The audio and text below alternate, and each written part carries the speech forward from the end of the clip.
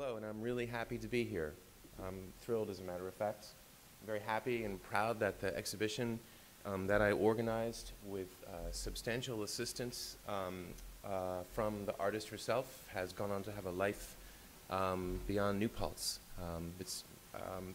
So without further ado, what I'm going to do is give an overview of the exhibition as I originally conceived it for the situation and indeed the spaces at the Dorsky Museum. This is not to say in any way that I think it was better than it is now. It was just different situation.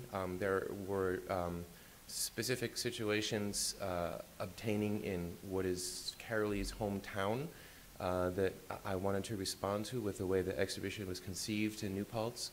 And I'm really happy that Liz and her team, or her former team here, were able to take advantage of the situation at the Henry, larger space, different level of resources to further flesh out this version of the story of this artist's career. I've been really reluctant to call the exhibition a retrospective. I hardly know what such a thing is. The whole notion of trying to define an artist's career through the imperfect instrument of an exhibition seems pretty fraught to me. But these are the things that keep curators up late at night. So, without further ado, the exhibition was part of a series of rather traditionally conceived, you can tell even by the name, a series of exhibitions at the Dorsky called Hudson Valley Masters.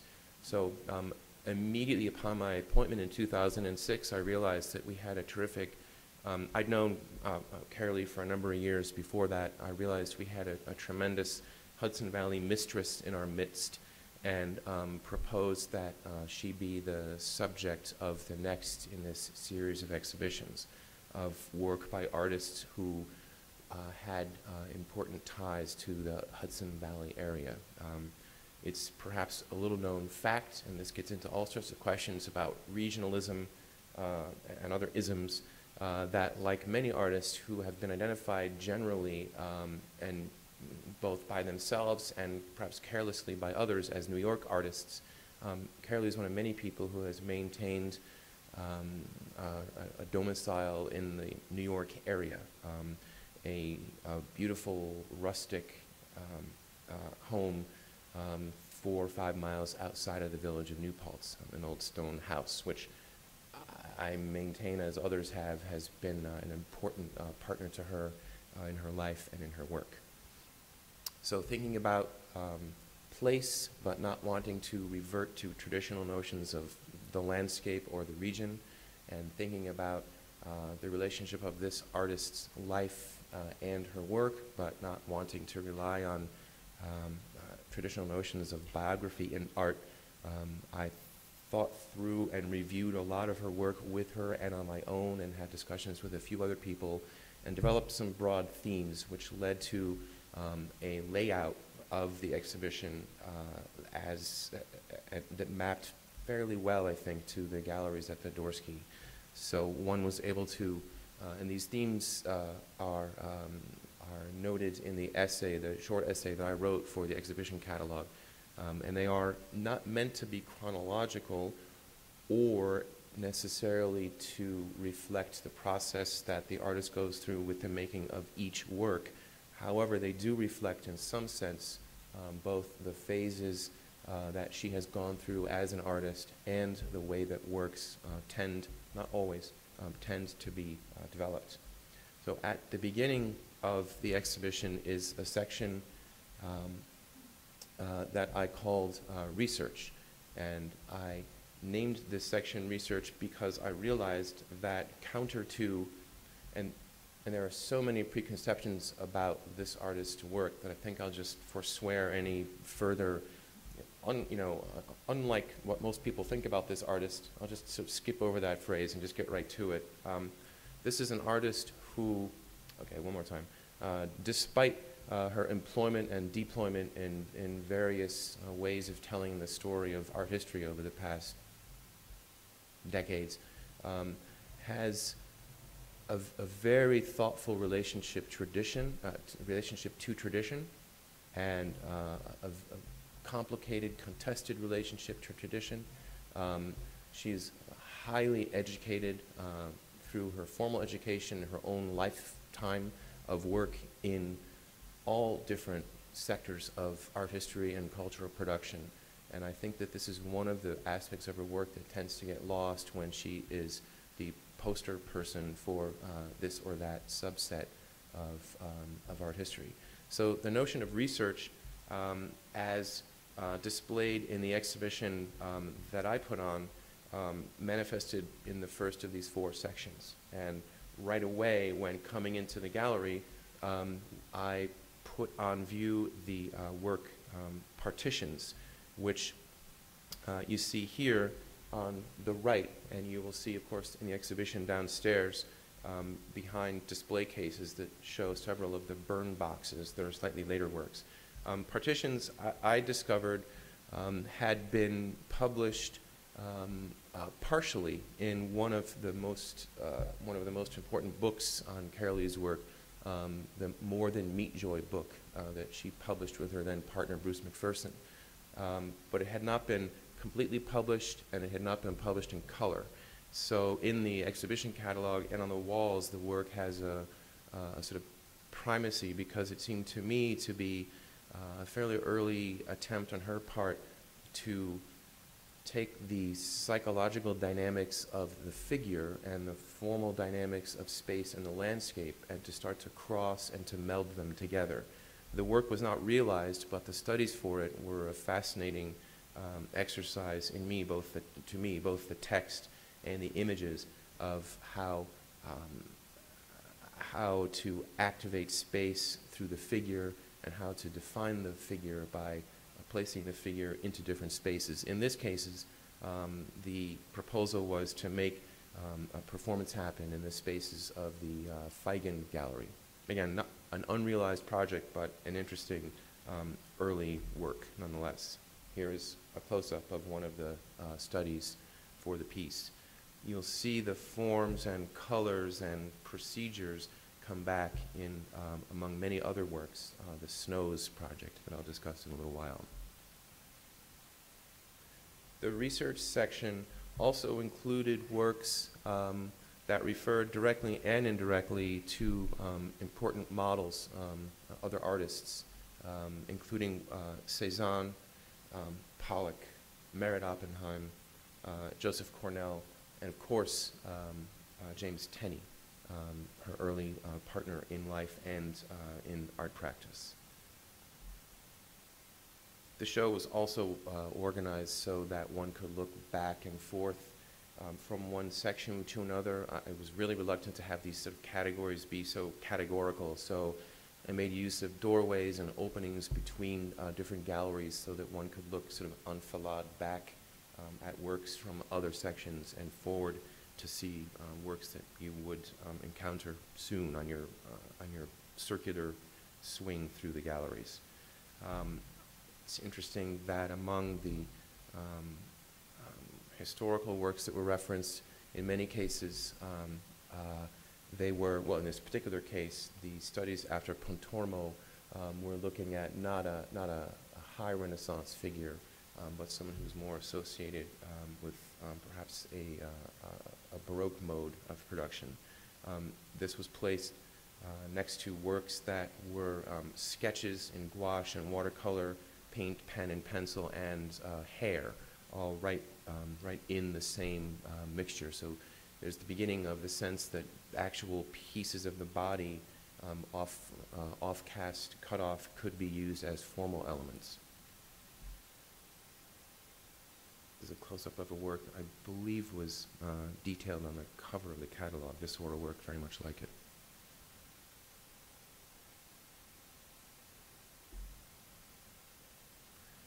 Another aspect of this research, almost this is a tone question, a tone issue, I guess, is, and this is the early 1960s now, when a number of different impulses were being manifested. There is very little in the way of irony or sarcasm or indeed distance. There is very straight ahead, very direct emotional expressivity in these works, and there is a direct application of materials and color, found objects. I've already mentioned body parts, references to the body and to the scene, the landscape and spaces around the artist. And this lack of ironic distance is, I think, a key feature of the work. And I think it distinguishes, it's one of the things that is a sort of unacknowledged distinction between her work and the work of many of her contemporaries. It's something I have not sort of concluded my thoughts on, and one thing I would love to hear other people's thoughts about during the day today. There was a very serious investigation, an unself-consciously serious investigation of the history of ideas in this work, a direct engagement with philosophy and aesthetics, and the depiction of that engagement in works. Works were named for and after philosophers and for artists who had grappled with these ideas, and works were produced in direct homage. Again, no ironic distance whatsoever. Homages and in memoriam throughout the career, beginning here at the beginning, in honor of people she worked with and people she respected. And again, a very direct reference to collaborators, informal and otherwise. The box here, one of the two, as an example, was dedicated to Yvonne Rainer, with whom Carolee worked a number of times. Another important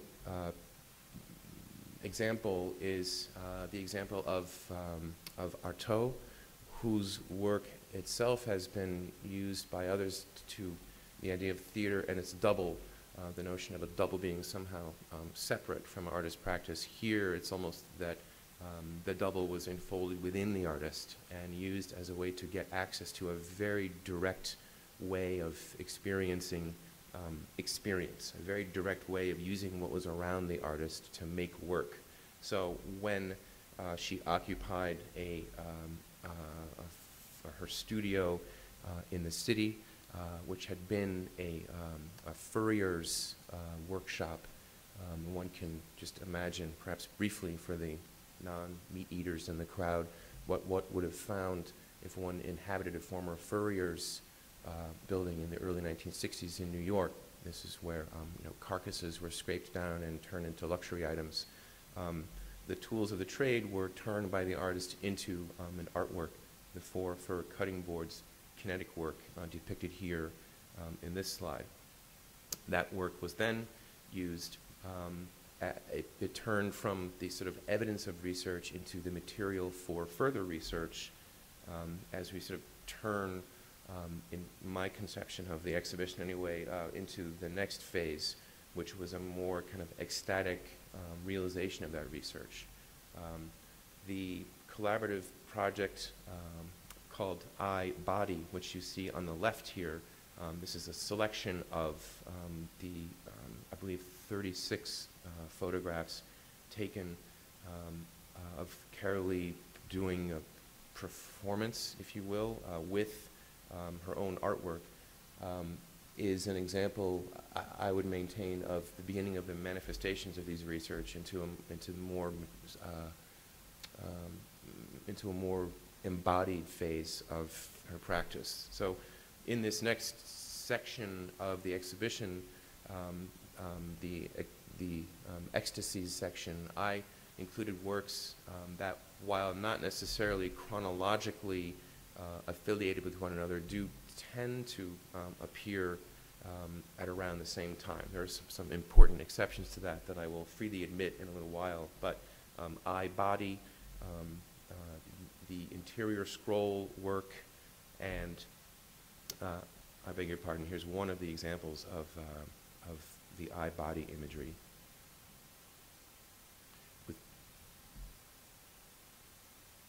I also included Meat Joy in this section. I was not able to include the video, the film to video transfer documentation of the project. It was represented through some still images and some studies and some promotional materials that the artist had altered after the fact. I also included in the section a lovely, lovely drawing that I found in a drawer in the artist's studio home, which says, I guess that means it's entitled, "Put Out Your Tongue and Explore," which seems to encapsulate the embodied nature of her research and her engagement with the world. The idea that somehow, I'll make that point later, the work was also displayed with a modified copy of the More Than Meat Joy book to suggest that the artist has gone, as those of you who were there last night know, has gone through the course of her career back and re-examined her own past practice as a way to sort of maintain internal continuity and connection to her own work.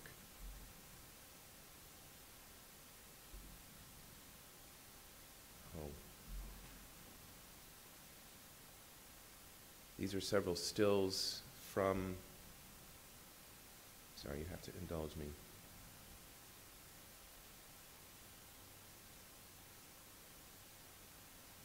Who here has seen the show here at the Henry? Oh, good. Anybody see it in New York, by the way? Oh, good, okay. These are, this is a still from Meat Joy.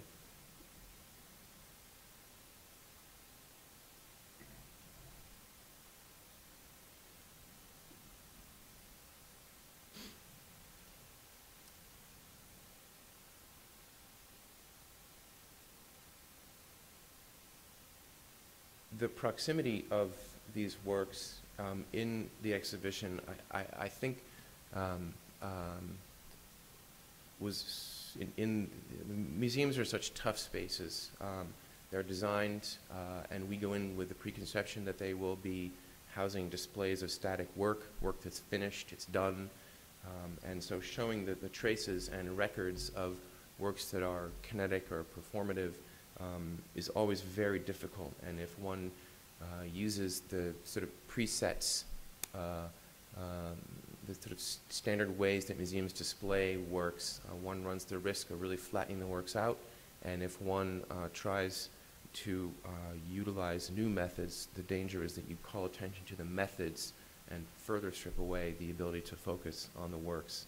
So we tried at the Dorsky to play it in a very straightforward fashion and hang the works as close as we could to one another, so there would be some sort of unexpected as well as expected relationships between the two. I was interested to hear Carolee give one piece of advice to young artists last night, and I wondered whether whether somehow implicit in her statement that after working for a period with collaborators on her kinetic theater pieces, there was a moment when she began to prefer working alone, whether somehow embedded in that might not be another piece of advice for younger artists, in so much as the whole notion of collaborating with people can be an exhausting and a draining one. Not that solo practice isn't in its own way, but I've noticed that over the course of her career she has gone back and forth, working alone, working with other people, large groups and small groups, and it seems that as she has cycled through these phases in her work, she's been able to sort of refresh her practice by making use of this cyclical approach. I was pleased to see this particular image, perhaps the detail from it on the cover of the brochure that accompanies the Henry exhibition. The interior scroll piece has been presented in so many ways that this image does call attention to. In fact, it makes it unavoidable that it was a very deliberately thought out project presented for documentation and subsequent consumption and reproduction. It was an event that happened at a particular place and a particular time, but it was not an unmediated event. And these photographs, in fact, we rearranged the order of them the way they were shown so that this image would be last to sort of punctuate the fact that while this thoughtful and intense and original and embedded in a discourse artwork does stand on its own, it also is part of an ongoing conversation and was very self-consciously devised as such.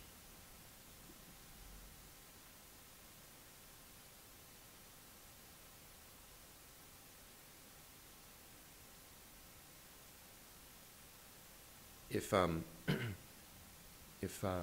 the artists Cezanne and Oppenheim and Cornell were perhaps significant in the earlier phase, I would name the Oldenburgs and certainly Yvonne Rainer, and a structuralist filmmaker, and I think still James Tenney and Anthony McCall as artists who were significant during this period of the artist's career. The intensities of that period were difficult to maintain, especially in the face of world events and of personal events. Carolee's descriptions of her experience while developing Meat Joy, for example, seem to, well, no, they don't seem to connote, they depict an unsustainable psychological, physiological intensity that reached an apotheosis in the development and realization of the Snows Project, which was based on the film Viet Flakes, which was itself based upon some ongoing research into images of atrocities, and catalyzed perhaps by the police raid on a fellow artist's performance, but also really sort of motivated by outrage, helplessness, and anger over the United States' involvement in the Vietnam War. The artist, as she described last night, developed an intensely complicated kinetic theater piece, which, while performed over the course of only a few nights, was the result of many, many months of preparation and many, many weeks of rehearsal. It was an interactive, multimedia, multi-performer, jointly developed, but with a lead artist work. And it was represented, it's represented in the two exhibitions through video and through photography, mediated by the artist and not, and also by a selection from the many, many extraordinary drawings that were developed before, during, and after the performance. Carolee was the recipient, I don't know the whole story, of a huge amount of stock paper samples of sort of an unusual size and of all different colors. And you can see the grid of 9 on the right here is just a small sample of the many works that she developed in the course of the Snows Project. There are many, many more of these in her own collection, which I hope will see the light of day at some point. This section of the exhibition that I entitled Furies includes work that does get more out of chronological order, because I really wanted to make the point that while there is formal care and there is a deep engagement with the history of art, and there is a deep, deep political awareness in her work, there is also a powerful, motivating, embodied, to call it, I don't want to use one word. I mean, it's tempting to use the word rage. That sounds somehow ultimately ineffectual. But Furies, with the references to classical mythology and to the actual physical manifestation of powerful emotions seemed to be the best term to use here. And so work ranging from Snows, which was exhausting and probably not a good career move. In the 1960s, it was turning more and more toward irony and distance, or a departure from art toward direct political engagement itself. You know, this work occupied a difficult and, depending upon your perspective, ineffectual or self-defeating or extraordinary if you were there on one of the nights position as regards politics and art. So from that to the work from the 1983, I believe, War Mop, which we managed to keep it working at the Dorsky, and I'm really sorry, although that it's not working here, although the gallery staff here were probably as happy that it's not going thump every 15 seconds as they all were at the Dorsky when it stopped working once or twice. It's an extraordinary work. It has a very, very strange sexual aura around it. There's an amusing futility to it, and also a deep anger to it.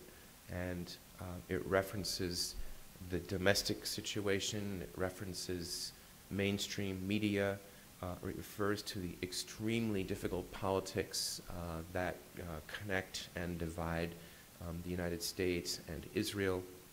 It's a very powerful, very problematic work, and it needed to be, to me, to be included in this section. Also included in this section is the terminal velocity work that was discussed yesterday evening.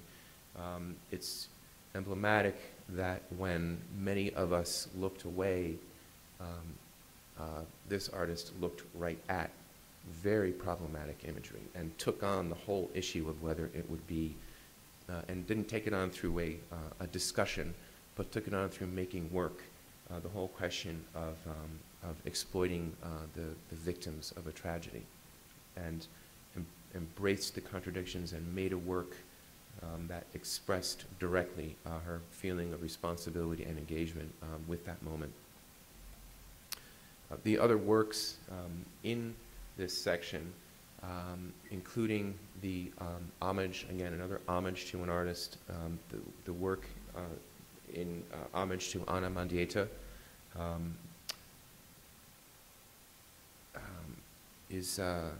forgive me, sorry, was included in this section because, again, there was an embodied fury to the work.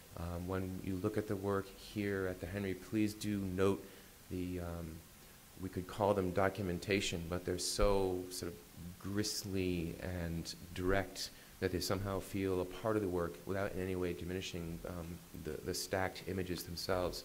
The documentation of Carolee's personal performance, one could say, that led to the imagery that one finds in the completed work. Also in that section, the work, the Caged Cats work, which is displayed fairly close to it here at the Henry as well. Beg your pardon, I'm thinking of another related work, sorry. The Caged Cats work is one of many, beginning with a James and 3 Kitches that addresses the artist's very close relationship with animals, as was put very eloquently last night, with living beings across the spectrum, and not just us humans. And again, there's no irony. There's no distance. It's a very very heartfelt approach to practice, which has been unfashionable more often than not.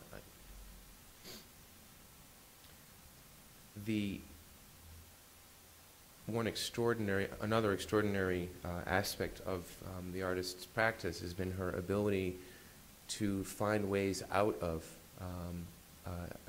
impasses, intellectual impasses, aesthetic impasses, emotional impasses, and to find a synthesis within which she could begin again to make work that addressed broader issues is an extraordinary accomplishment, especially if you consider that this sort of renewal took place at a very difficult time in cultural and political history.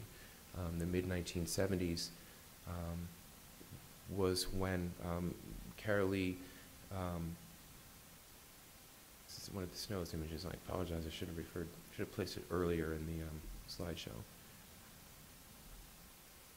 I'm going to skip these because Carolee showed actually much better images from Snows last night. This is a vintage image from warm-up. The terminal velocity work, and then into the fourth, and now it's playing by itself, forgive me.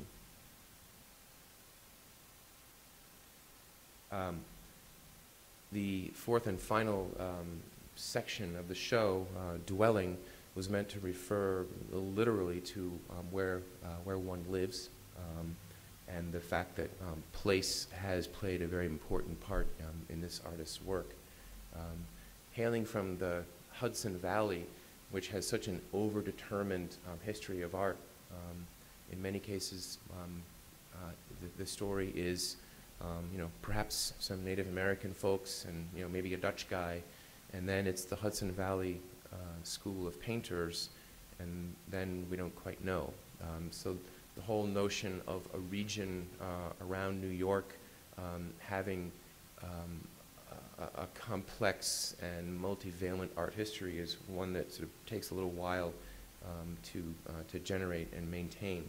So while I really wanted to avoid referring to the landscape of the New Paltz area and of the particulars of the property that Carolee has been the custodian of these many years, it's important to know that her life and her work and her films and her paintings and drawings, many of them refer very directly to and have include imagery of that place.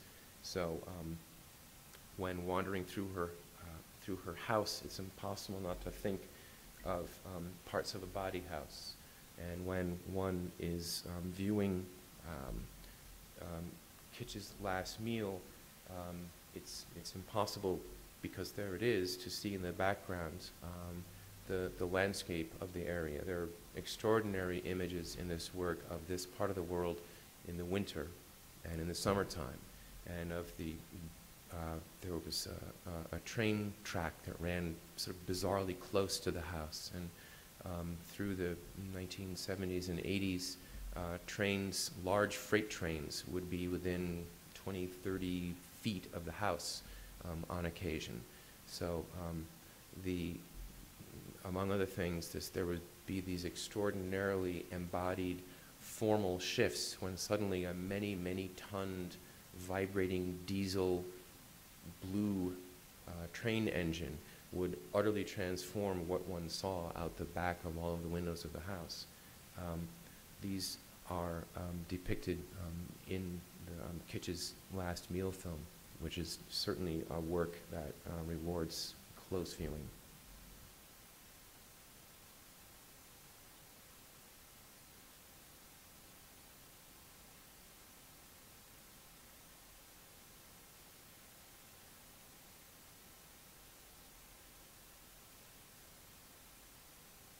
The works in this section do show that the artist has a sense of humor.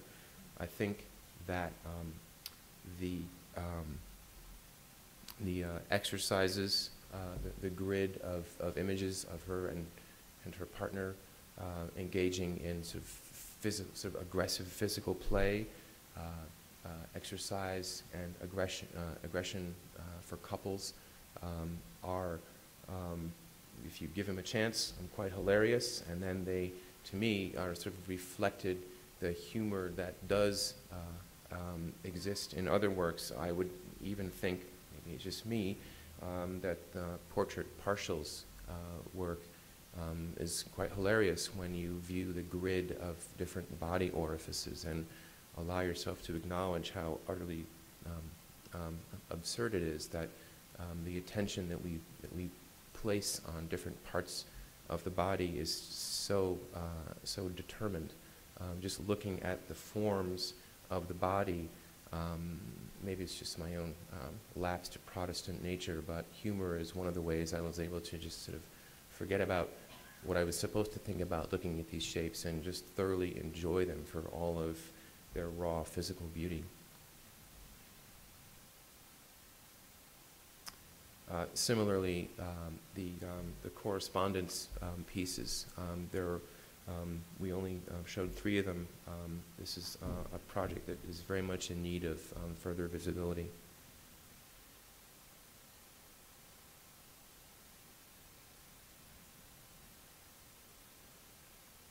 And here again, the formal play. I mean, I feel ridiculous standing here saying the formal play. This is the artist took her clothes off and spanned the rail tracks near her house as a way to measure and research and be one with the landscape and to be for with the landscapes and to be above and to be below and to measure and be measured.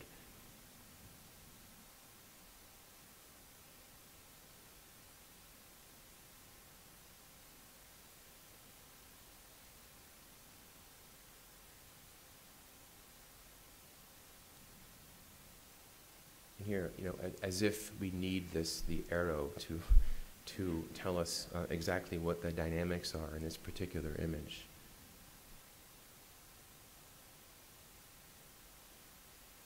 And one of my favorite works in the show, just being sentimental now, sorry, I just stepped on my own joke. You'll see the work in the show.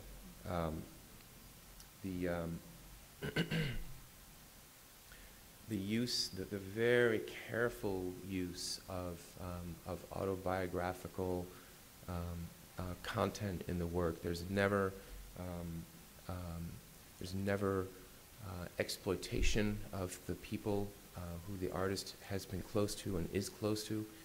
There's never an exploitation of her own self, but rather there's the display. And the controlled display, the controlled, formally very aware depiction of self and surroundings in these works. To close the exhibition at the Dorsky, I wanted to continue to ensure that visitors were aware of the seriousness with which the artist has pursued her career. And so while we were unable to, as has been done here, to realize precarious as a fully fledged installation, we did show documentation of it there on the monitor on the left. And it was accompanied by the work on the right, which is a small piece of a large work entitled Vesper's Pool, which is worthy of an entire exposition all on its own. And also in the center, a work entitled Jim's Lungs, which is a reference to and homage, memorial to James Tenney, who, as Carolee mentioned last night, died from lung cancer. And the images, the delicate, beautiful images that they look to be begun with sort of furious scribblings that look biomorphic. They look like what one would see if one looked at a scientific depiction of a lung, or perhaps were to see a photograph of a lung. But they are just filled with all sorts of different images as a way almost just sort of fill up those lungs, and they seem to be a direct effort to reach out and to connect to someone and to continue to animate the idea of someone who was about to leave. The experience of working on the exhibition was profoundly gratifying for me. It helped me connect what those of us who do this are aware of as oftentimes sort of distant or somewhat elevated discourses in philosophy and aesthetics. And I'm very grateful that I was able to spend as much time as I was tracking the career of an artist who sort of brought ideas about form and aesthetics to an embodied state. I was thinking about how sometimes formalism has been sort of a dirty word in art, and I thought a bit more about that, inspired by Carolee's constant engagement with the body and with the spaces around her.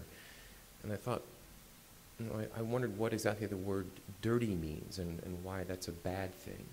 And if formalism is a dirty word, and if dirty somehow refers to the body or soil, I guess now, having had the pleasure of working on this project, I guess I don't really know what's wrong with that after all. So thank you.